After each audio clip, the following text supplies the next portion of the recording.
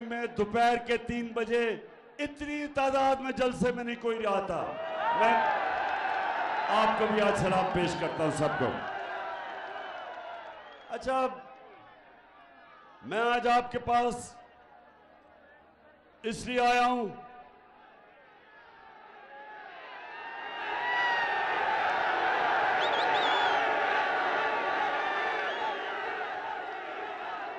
Diesel, मैं आपके पास इसलिए आज आया हूं, मैं आप सबको तैयार कर रहा हूं मेरी हकीकी आजादी की जहाद के लिए। सबको तैयार कर रहा हूं। मियां वाली, जब मैं आपको कॉल दूंगा तैयारी कर लो। मुझे लगता है कि इस्लामाबाद सिर्फ मियां वाली भर देगी। और ये हमारी हकीकी आजादी की जो जहाद है। नौजवानों, मैं सिर्फ आपको समझा दूं एक चीज, कि सबसे पहले अल्लाह हमें आजादी देता है जब हम अल्लाह के सामने खड़े होके हम जब कहते हैं ला इलाहा इल्लल्लाह, तो हम अल्लाह के सामने अल्लाह को से वादा करते हैं कि मेरे मौला, तेरे सिवा किसी को मैं खुदा नहीं मानूंगा, किसी के सामने नहीं झुकूंगा। और मैं जब ये दावा करता हूं, मैं आजाद हो जाता हूं। एक सजदा जिसको तू गिरा समझता है, देता है हजारों सजदों से निजात, आजाद कर देता है आपको। और सिर्फ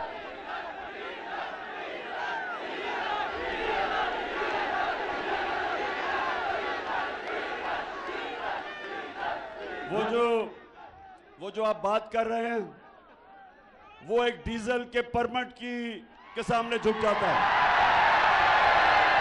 तो मैं कमर मशानी, सुने मेरी बात, ये याद रखें कि कभी भी ना कोई कौम, ना कोई इंसान कभी वो बड़े काम नहीं कर सकता, कभी उसकी परवाज ऊंची नहीं होती जब तक वो आजाद नहीं होता।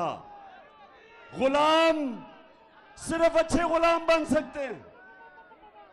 गुलाम इमामत नहीं कर सकते। गुलाम की परवाज इकबाल के शाहीन की नहीं हो सकती। इकबाल का शाहीन तो तब है जब अपनी जंजीरें तोड़ देता है।